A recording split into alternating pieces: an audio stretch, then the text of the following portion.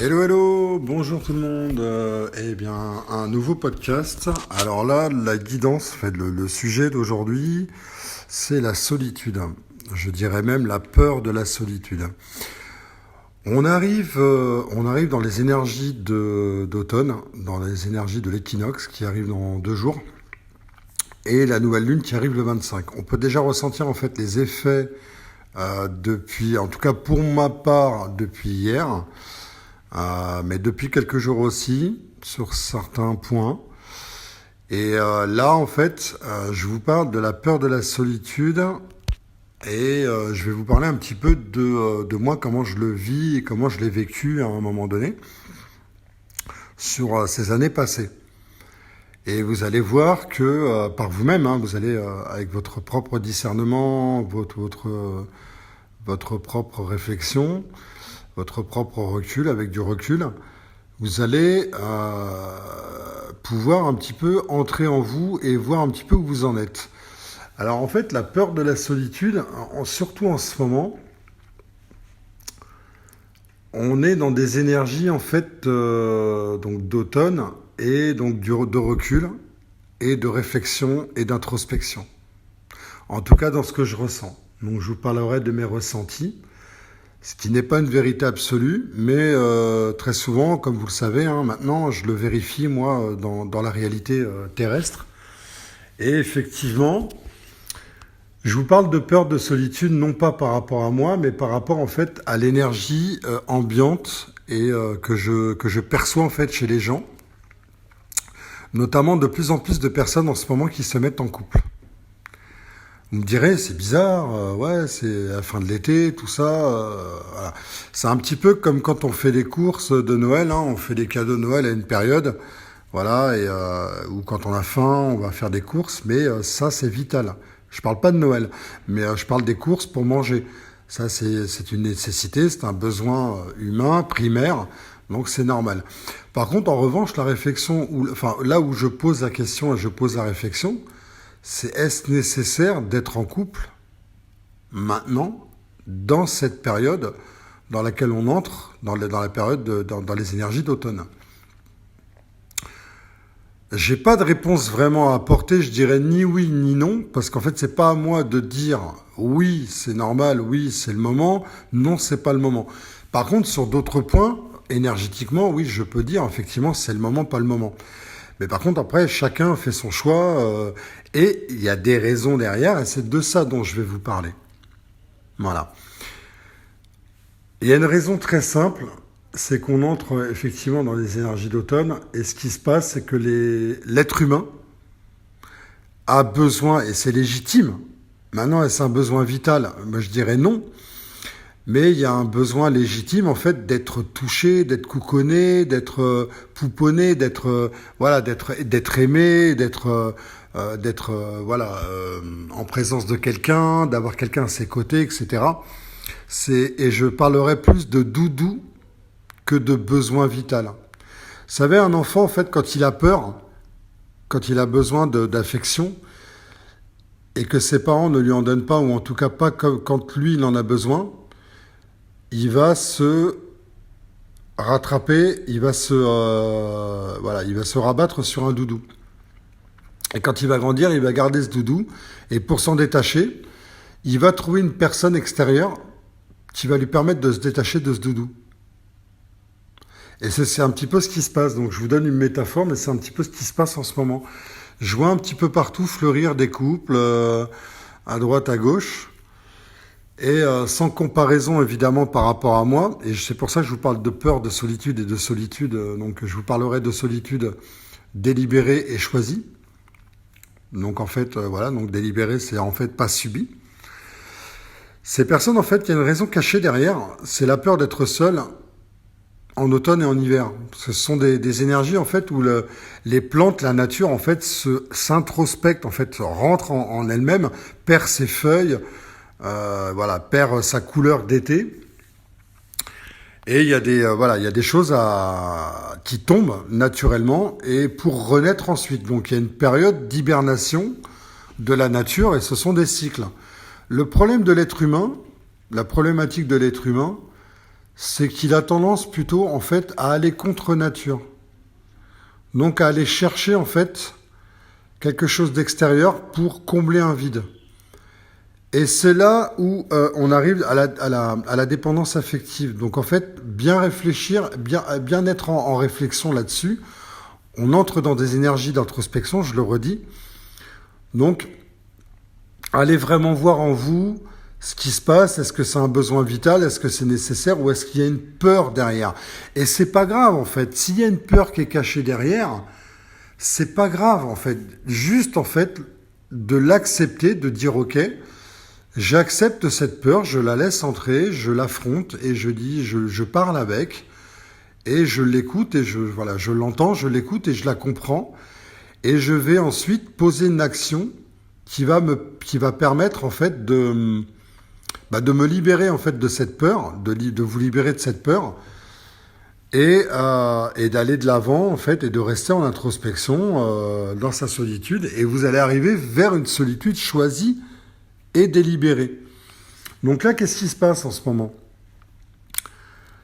Des personnes sont en couple, se mettent en couple actuellement en pensant évidemment en se disant voilà c'est normal, c'est naturel, c'est le moment pour moi, etc.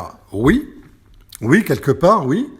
Et c'est le moment pour ces personnes-là, dans le sens où elles vont arriver elles nourrissent en fait leur corps de souffrance. Donc leur corps de souffrance leur dit oui, tu as besoin de quelqu'un, tout, etc. Le mental va dire oui, voilà, tu rencontres quelqu'un, tout, ne reste pas seul. Et ça, c'est un petit peu la réflexion aussi que les amis autour peuvent avoir. Et ça, c'est juste le reflet de son propre mental. Donc en fait, cette personne va se mettre en couple, va dire c'est normal, voilà, moi j'ai rencontré quelqu'un, c'est naturel, c'est normal, et puis depuis le temps que je suis tout seul et toute seule, etc., c'est normal. Je dirais que en fait, oui et non.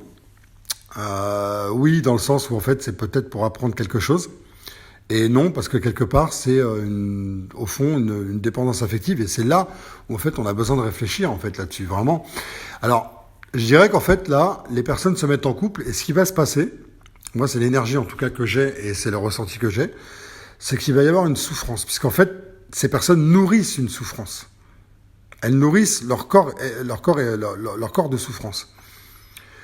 Donc derrière, par cette relation, elles vont souffrir. Mais c'est parce qu'elles ont besoin, quelque part, le besoin, c'est d'apprendre quelque chose. Mais c'est inconscient. Donc l'inconscient les amène en fait à cette relation-là pour apprendre quelque chose. Et à un moment donné, ça va durer 4, 5 mois, 6 mois, pas plus, mais en tout cas c'est ce qu'on me donne. Et ces personnes-là vont se séparer en plein hiver. Donc ça va être janvier, février, mars. Mais en tout cas, au printemps, ces personnes-là ne seront plus en couple. Voilà, en tout cas c'est ce qu'on me donne. C'est l'énergie de maintenant. Maintenant, dans 4-5 mois, ça peut changer, l'énergie peut changer, ces personnes-là peuvent peut-être prolonger leur couple, mais soit ça va être parce que ça va être naturel et vraiment ça va être ça peut aller vers un vrai couple, comme ça peut parler des résistances de la personne qui veut absolument ne pas être quittée ou ne pas quitter, de rester dans ce couple et donc dans sa souffrance. Donc en fait, la question c'est quoi ? Avons-nous besoin vraiment de quelqu'un à nos côtés, actuellement,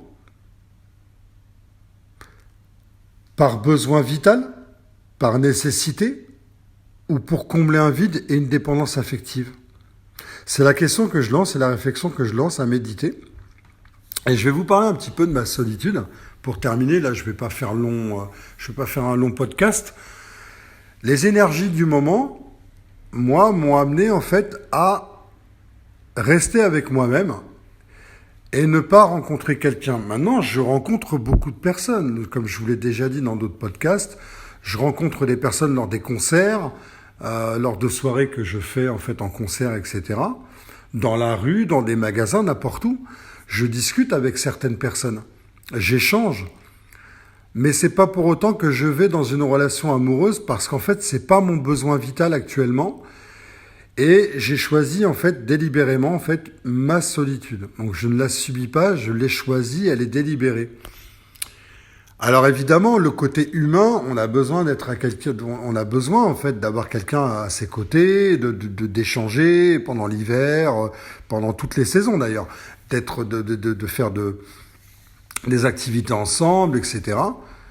Et moi, ce que je fais en fait, c'est que ces activités-là, pendant que je ne peux pas les faire avec quelqu'un que je n'ai pas rencontré, en tout cas qui ne correspond pas en fait à ma vibration de maintenant, et je ne vais pas forcer en fait le truc.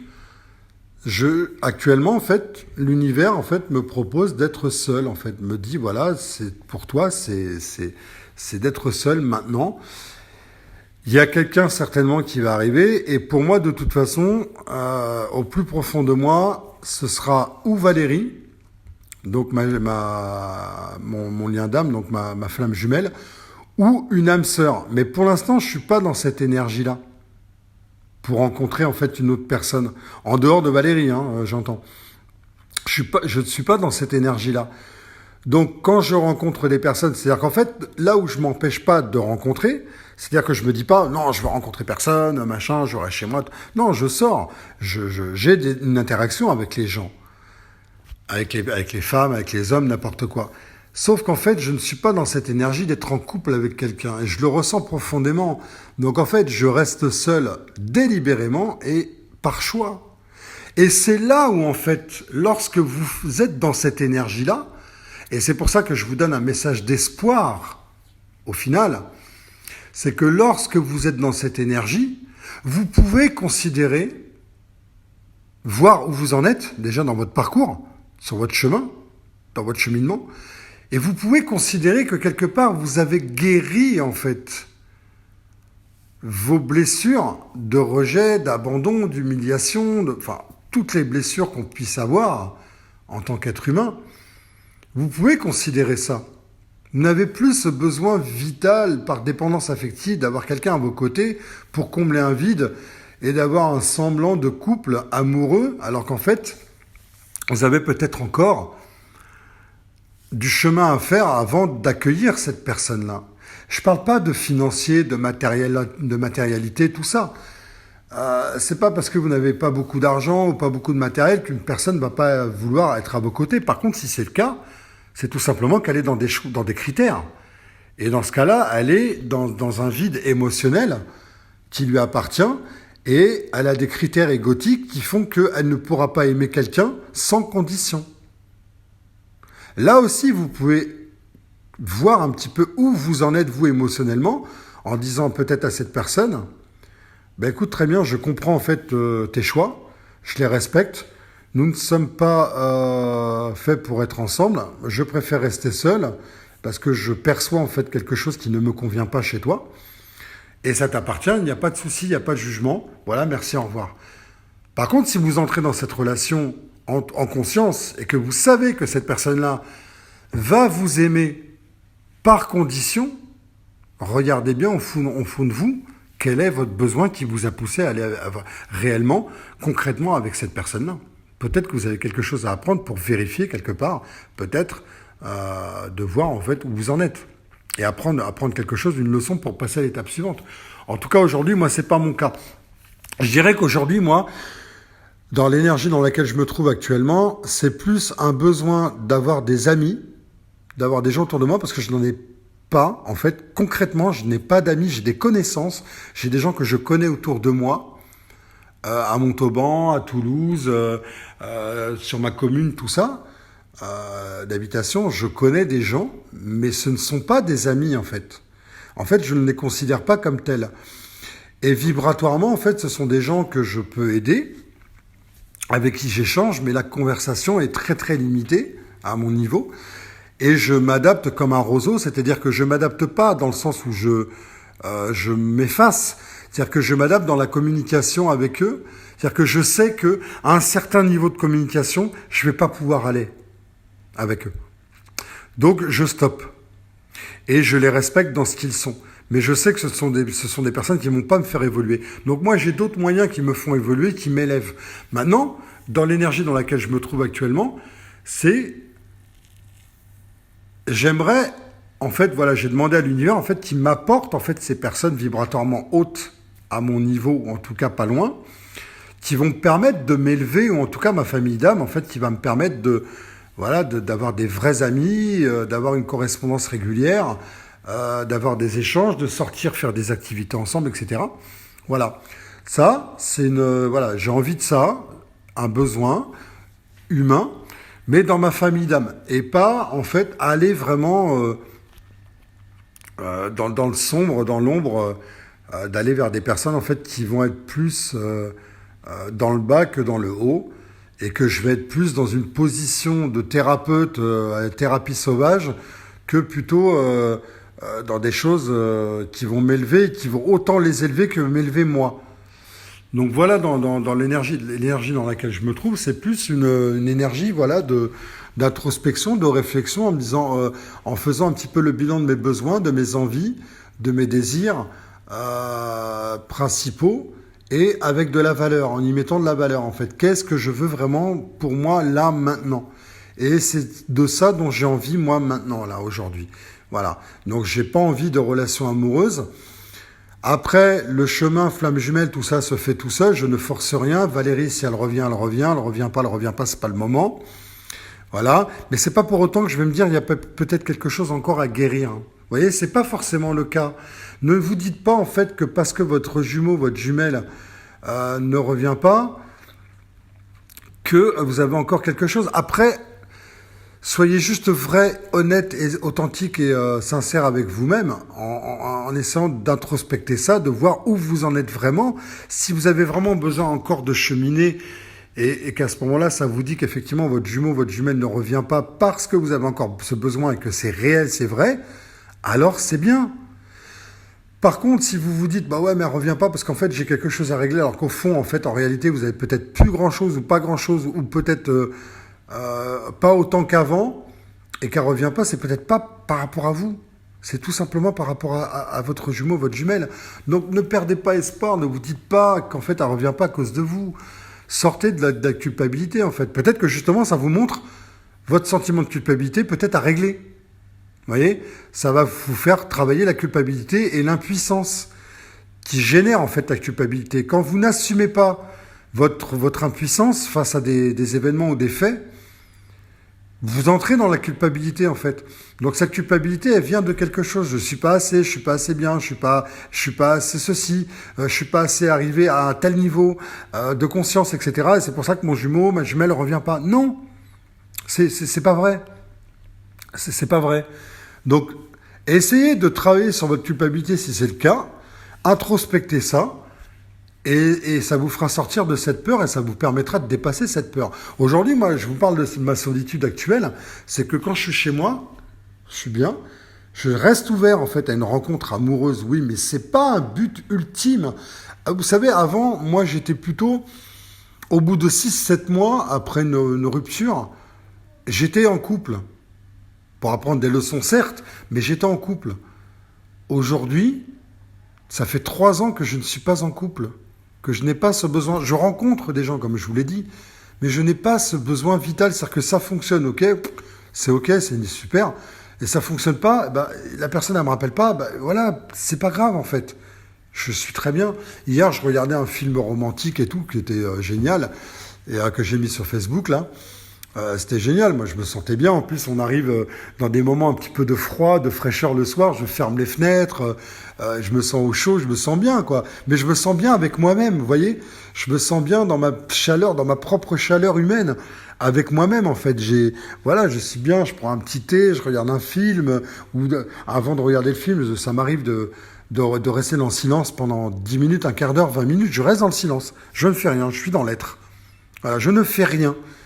Je suis là, je regarde les murs, tac, autour de moi. Alors vous me direz, pour ceux qui me connaissent, qui connaissent maintenant mon histoire, vous savez, quand on est en détention en maison d'arrêt, ça vous aide beaucoup en fait à accepter votre solitude parce que vous êtes très très seul à ce moment-là. Même si vous êtes entouré de un ou deux détenus autour de vous dans la cellule, mais vous êtes quand même relativement très seul au fond de vous-même. Et en fait, moi, ça m'a appris beaucoup de choses, tout ça. Donc, en fait, si vous voulez, vous voyez, même en vous en parlant, j'ai le sourire, j'ai la joie quelque part, voilà, de cette expérience-là. Donc, ne perdez pas espoir. Voilà, faites-le pour vous, en fait. Voilà, c'est ce que j'ai envie de vous dire au plus profond de moi, quoi. C'est, même si profondément vous vous sentez seul, dites-vous qu'en fait, quand vous êtes en détention dans une cellule, putain de merde, vous êtes hyper seul. Et pourtant, croyez-moi, que j'avais quand même une forme de joie. Le matin, je regardais dehors, je voyais le jour se lever, j'entendais les oiseaux, je voyais le ciel, et je savais à un moment donné, sans montre, quelle heure il était par rapport au jour qui se levait. Vous voyez, ça m'a appris ça aussi quelque part. Donc voilà, ne perdez pas espoir, ne vous occupez pas, préoccupez pas de votre jumeau, de votre jumelle, préoccupez-vous de vous par rapport à votre propre solitude et voyez un petit peu, vivez-la en fait. Voyez comment vous la ressentez, comment vous la vivez, ce que ça vous fait, est-ce que ça vous fait pleurer, est-ce que ça vous donne un peu de joie, est-ce que ça vous donne du bonheur, est-ce que... Voilà, cocoonez-vous en fait vous-même, challengez-vous en fait, regardez ce qui se passe en vous et avec ça, vous allez voir que vous serez beaucoup plus heureux, beaucoup plus en joie. Et cette joie, ce bonheur que vous allez vous apporter vous-même, lorsque vous allez le partager, comme moi je peux le partager avec vous aujourd'hui, alors qu'en fait j'ai vécu quelque chose de très dur avant de rencontrer Valérie, aujourd'hui je vous apporte cette joie en fait en moi. Voilà, je vis ma solitude actuellement et je la vis très bien, je sors, je mange. Là cet après-midi je vais aller me balader dans mon coin de nature que j'adore. Voilà, je vais prendre la voiture, je vais aller là-bas, mais après j'ai une demi-heure de marche pour aller à mon banc. Et c'est cool. Voilà, et je m'apporte ça en fait régulièrement. Je sors faire mes concerts, je sors faire ce qu'il y a à faire, dans l'action quand il y a à faire, et pas dans l'action quand il n'y a pas à faire, et je suis dans l'être. Là, je suis avec vous, donc je suis dans l'action, c'est-à-dire que je suis dans l'être, je mets du faire dans mon être. C'est-à-dire que ce que je vous dis là, ce que j'exprime là, c'est mon être dans l'action. Voilà, l'action me permet de vous l'exprimer. Et donc, je suis dans mon yin et dans mon yang. Vous voyez, je suis dans l'équilibre des deux. Là, il y a la nouvelle lune qui arrive. Là, je vais aller régénérer un petit peu mon énergie dans la nature et tout. Il y a la nouvelle lune. Et je voulais vous parler aussi, mais ça, je pense que je vais le faire dans un autre podcast cet après-midi. Je vais vous parler dans le prochain de la communication actuelle qui se passe par rapport à la rétrogradation des planètes, notamment Mercure. Concrètement, vous savez comment je fonctionne maintenant. Je fonctionne dans la réalité du moment et dans la réalité terrestre. C'est qu'actuellement, la communication est très, très, très compliquée avec les personnes, notamment avec les personnes qui vibrent beaucoup plus bas que vous. Vous allez voir, mais je vais vous en parler dans le prochain podcast. Voilà, en attendant, je vous souhaite plein de joie, plein de bonheur. Prenez soin de vous et n'hésitez pas en fait à partager si vous voulez les vidéos que vous avez pu voir de moi.